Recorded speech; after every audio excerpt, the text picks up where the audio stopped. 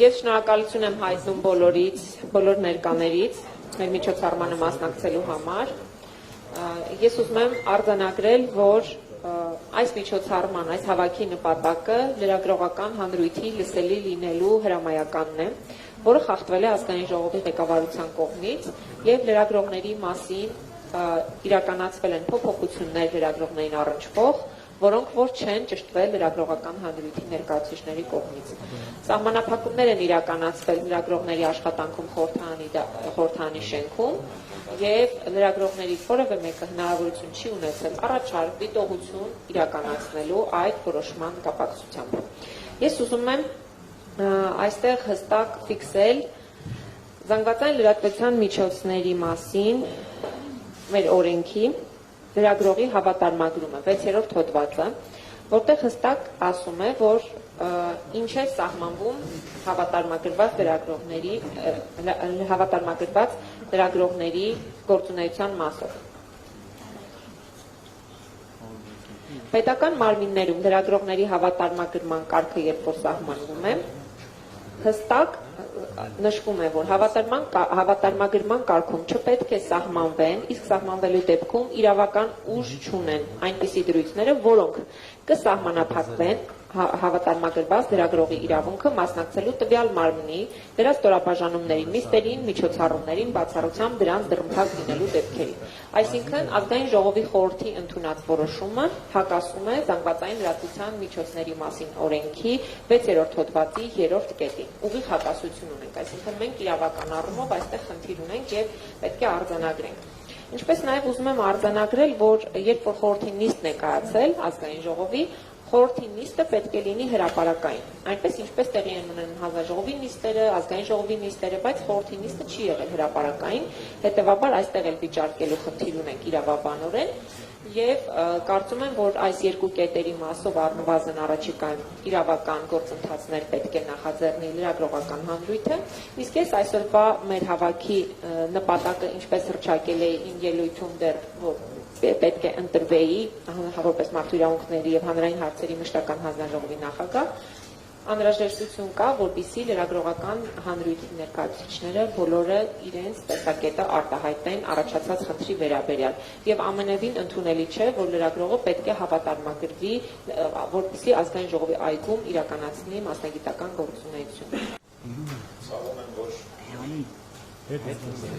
ազգային ժողովը կարող է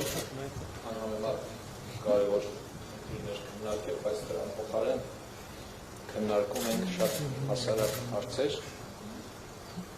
եւ ստիպված ենք։ Լրագրողների եւ զանգվածային լրատվության միջոցների գործունեության որևէ սահմանափակում կարող է լինել միայն ողջամիտ հիմնավորմամբ անհրաժեշտ եւ բավարար պայմանների ապահովմամբ։ Որևէ սահմանափակում չի կարող լինել կամայական, անգամ եթե օրենքներով կամ նորմատիվ ակտերով ու ընդհանցակարգերով են դրանք սահմանվում։ Հակառակ դեպքում այդ սահմանափակումները որակվել են, նախկինում են որակվել, որպես բռնություն խոսքի եւ արտահայտման ազատության դեմ։ Այդ բռնության տեսակները տարբեր են։ Տեղի ունեցած դեպքերը ձեզ քաչ հայտնի է, ես դրանք չեմ թվարկելու։ Ուզում եմ մեջբերել միայն Վլադիմիր Վարդանյանի ռեպլիկը։ Վլադիմիր Վարդանյանը խայտառակ կերպով աչքի է ընկել նախկինում բազմաթիվ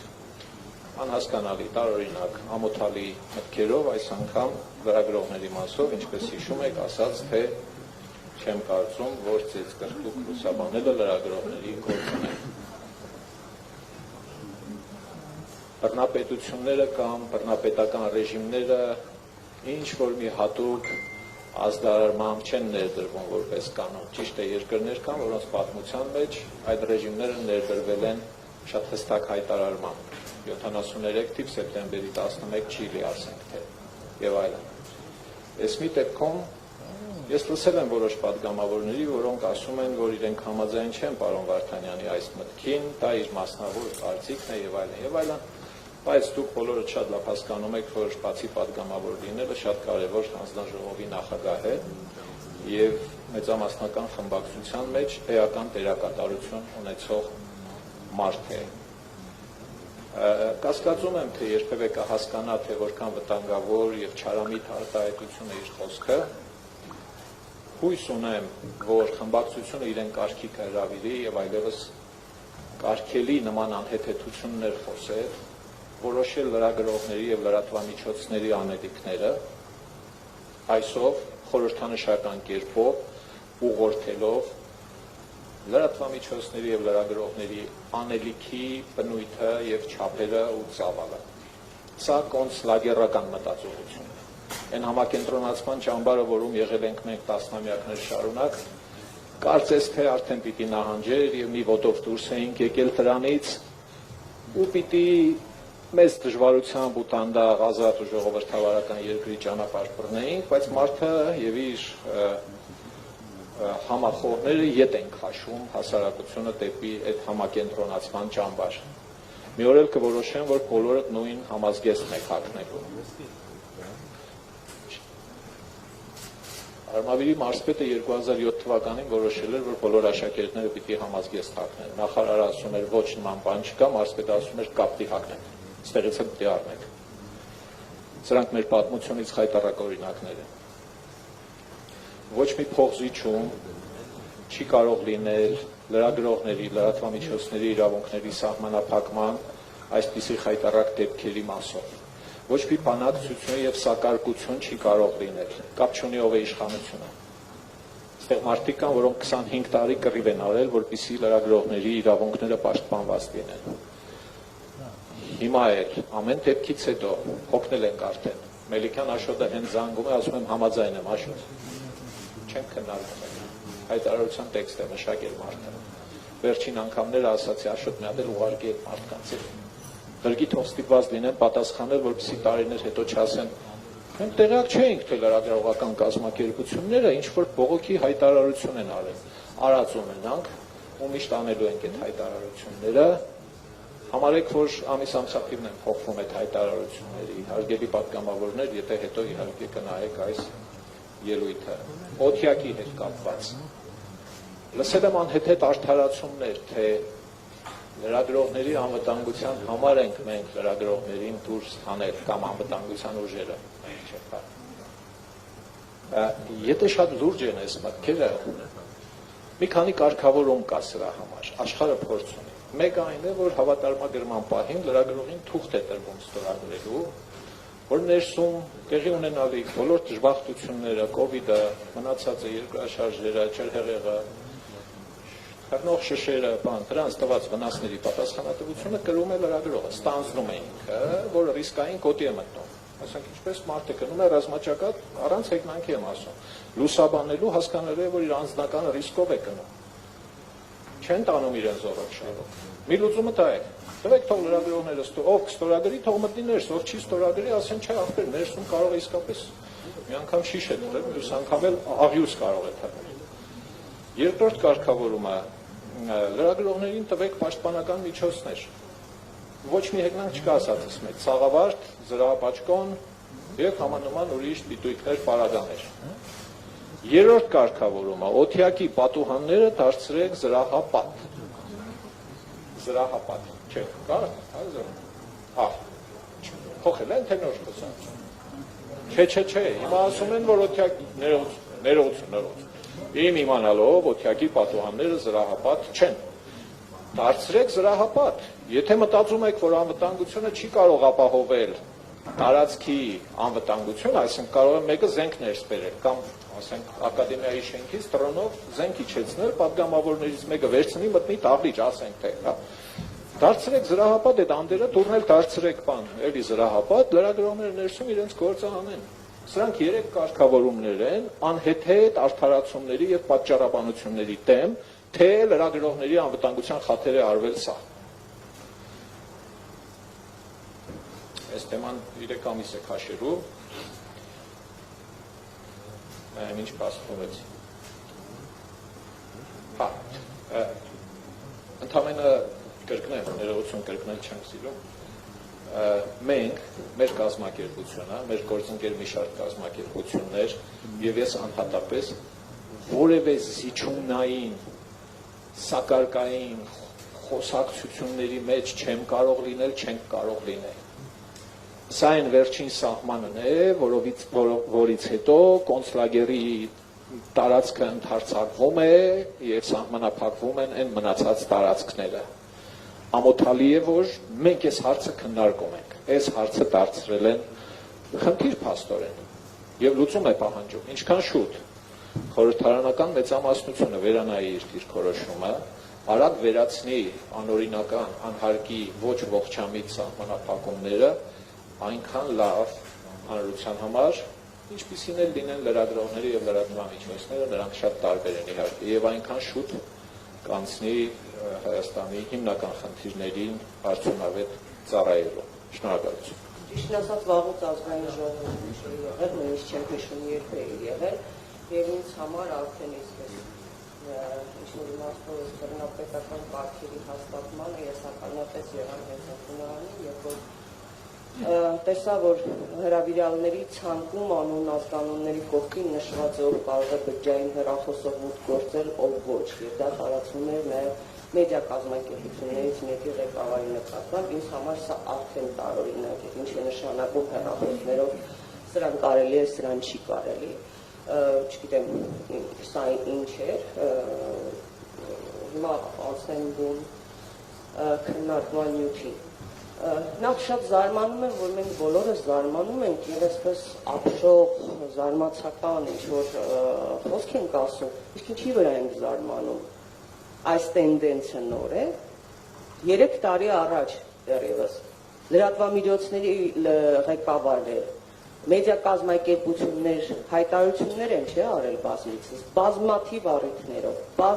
առիթներով, սկսած նրանից, որ սոցիալական ցանցերը մի օգտագործեք պաշտոնական տեղեկատվություն հաղորդելու համար։ Տարանջատեք դա։ Հաշվի առնվել, իհարկե ոչ։ Զարմանում եք, որ թիրախավորվում են լրատվամիջոցներն ու լրագրողները, մի զարմացեք։ Ի սկզբանե այդպես է եղել եւ հիմա շարունակվում է։ Ցավոք պետք է նշեմ, որ այո, նաեւ այստեղ նստած մեր գործընկերներից որոշները նաեւ դրան մասնակից են եղել։ Կապ չունի ես սիրում եմ այս լրատվամիջոցը, թե չեմ սիրում այս լրագրողին կամ չեմ ընդունում, բայց ես պատրաստ պետք է լինեմ լսել այ կարծիք։ Եվ երբ որ որևէ լրագրողի, լրատվամիջոցի նկատմամբ ինչ-որ բան է տեղի ունենում, գործընկերներ ջան, պետք է միավորվենք, որովհետև այո, այդ ուխտը բոլորի դրանն է չոքելու։ Զարմանում եք, որ հիմա ասենք այս սահմանափակումներն են, մի զարմացեք, ավելի վատն է գալու։ Պարզ չէ, որ ով այս իշխանությունը, մեր նախկին գործընկեր Նիկոլ Փաշինյանը շատ լավ հասկանում է մեդիայի դերը։ Մեկ սահմանափակում, 2, հիմա առաջարկներ ենք ներկայացնում, ինչի համար, ինչով էր վատ նախկին գործող կարգը, կամ այդ գործող կարգը փոփոխելիս հաշվի են առել, մի զարմացեք, մեր գործընկերներից շատերը այսօր լրատվամիջոցներին հսկայական ֆինանսական կորուստների առջև են կանգնացրել, լրջագույն վնասներ են հասցրել, դարձյալ գաղտնի ինչ-որ որոշումներ են կայացրել, գործունեություն են ծավալում, ֆակտ չեքինգներ են անում, մի հատ հարցրեք լրատվամիջոցներին։ Ինչ վնասներ են կրում, ձայն ենք հանում, հիմա զարմանում ենք, որ Ալեն Սիմոնյանը թաքուն ինչ-որ բան է որոշել, բա ինչ պետք է լիներ։ Ես դեմ եմ որևէ կոմպրոմիսի, պետք է անհապաղ վերացվեն բոլոր այս սահմանափակումները եւ մեդիայի խնդիրները միայն մամուլի աշխատողների խնդիր չէ։ Դա թափանցիկության, պատգամավորների, ընտրյալների, ժողովրդի ընտրյալների գործունեության թափանցիկության հարցն է, հաշվետվողականության հարցն է, մեդիայի աշխատանքի հարցն է։ Ուղղակի նվաստացուցիչ էր տեսնել ինչպես են վարվում լրագրողների հետ։ Վախենում ենք ասել, որ երբևէ այսպիսի բան չի եղել, վախենում ենք ասել, որ նախկինում երբ որ օրինակ X պատգամավորը, թեկուզ ինչ-որ թաղային հեղինակություն որևէ լրագրողի նկատմամբ ինչ-որ բան է արել, բոլորս միավորվել ենք եւ գոնե երկուսի միջև հարթվել է խնդիրը, նման բաներ որ չեն եղել, շարունակվելու է, պետք է մենք կարողանանք մենք ինքներս պաշտպանել սպասելիք որևէ կողմից չի լինելու։ Ես սպասում եմ, որ սահմանափակումներ են լինելու, ոչ միայն ինչպես նշեցիք падգամավորների նկատմամբ, որպիսի որպես ձեզ օգնություն տեսանյութերը չանեն, հեռախոսները առգրավեն, այլ ուրիշ զարգացումներ կլինեն։ Հասկանում եք, մենք պետք է սա հասկանանք, եւ ես հիմա այս առաջարկները, որ ներկայացրել եք, այստեղ ուղղակի բացի այն, որ օրինակ ասենք այսպիսի հարց երկրորդ կետով ասված է հավատարմագրել միայն այն լրատվամիջոցների լրագրողներին ազգային ժողովում, որոնք ընդունել են մասնագիտական վարքագծի կանոնագիր։ Բայց ոչ բոլորը ունեն, ավելին հասարակական մեդիա կազմակերպություններից նախաձեռնել էին էթիկայի հանձնաժողով, շատերը չեն ստորագրել, չեն միացել այդ փաստաթղթին, նույն Նիկոլ Փաշինյանի լրատվամիջոցը։ Հետևաբար սա չի կարող լինել կամ սա չի կարող լինել մի մեդիա կազմակերպության մենաշնոր, այլ պետք է խրախուսել, որպեսզի բոլոր լրատվամիջոցները իրենք ունենան։ Կամ օրինակ, երբ որ ասվում է առնվազն 2 տարվա մասնագիտական աշխատանքային փորձի պահանջ, ես չեմ կարծում որևէ խմբագիր անփորձ մի լրագրողի ուղարկի ազգային ժողով։ Պարզապես չեմ պատկերացնում։ Ես կոչ եմ անում, որպեսզի մենք բոլորս միավորվենք, անկախ մեր քաղաքական համակրանքներից, չհամակրանքներից, կանգ առնենք եւ չթիրախավորենք լրատվամիջոցներին, լրագրողներին։ Ի վերջո մենք ունենք գործընկերային հարաբերություններ եւ կարող ենք միմյանց ասել, գիտես ինչ, սա այսպես կամ այսպես, մենք կարող ենք խոսել ու քննարկել մեր հարցերը։ Հաշվի են առնելու իշխանությունները ոչ։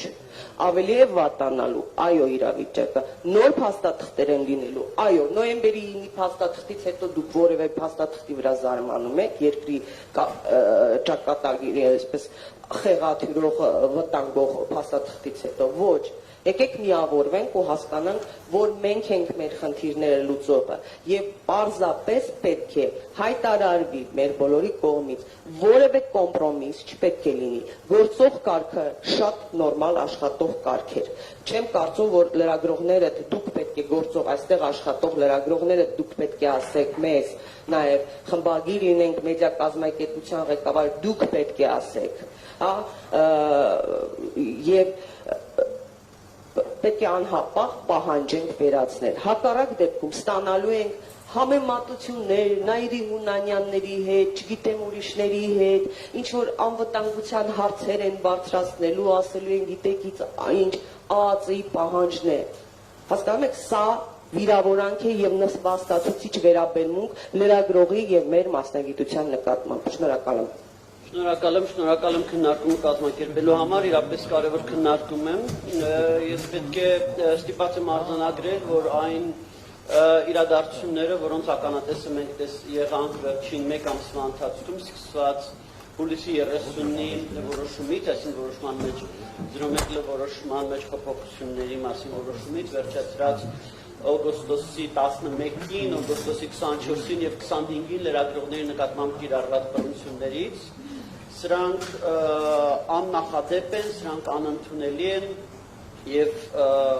երևի մենք չենք օգնի ասելուց, որ նման բան Հայաստանում չպետք է լինի, նման բան չի կարող լինել ոչ միայն ժողովրդավարական երկրում, նման բան չի կարող լինել նաեւ կիսաժողովրդավարական երկրում, ես վստահ չեմ, որ կարող է լինել նույնիսկ ոչ ժողովրդավարական երկրում։ Ուրեմն, ինչ վերաբերվում է բուն սահմանափակումներին, այսինքն այն իրավական ակտին, որով որ լրագրողների գործունեությունը ազգային ժողովի շենքում սահմանափակվեց, պետք է ասեմ, որ դրանք որոշակիորեն հակասում են սահմանադրության 51-րդ եւ 42-րդ հոդվածներին, որոնք սահմանում են տեղեկատվություն ընտրելու ստանալու ազատությունը եւ մամուլի ազատությունը։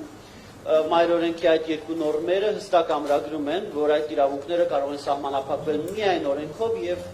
սպառիչ թվարկված նպատակների համար։ Մի կողմ թողնելով նպատակները արձանագրենք, որ սահմանափակումը տրված չէ օրենքով եւ հետեւապես այն ուրեմն իրավաչափ չէ։ Եվ ես պետք է ասեմ, որ ամենաուշ բաղը մենք արդեն ուրքագրելու ենք հայցադիմը վարչական դատարան, որով վիճարկելու ենք սահմանափակումների առնվազն մի մասը, որը վերաբերվում է անվտանգության աշխատակիցներին նկարահանելու, տեսանկարահանելու արգելքին, որը ուղղակի որևիցե կերպ չի տեղավորվում սահմանադրականության մեջ, որևիցե կերպ չի տեղավորվում տրամաբանականության մեջ։ Ինչ վերաբերվում է լրագրողների նկատմամբ բռնությունների 4 էպիզոդներին եւ գործունեության խոչընդոտման էպիզոդներին, մեկը տեղի ունեցավ օգոստոսի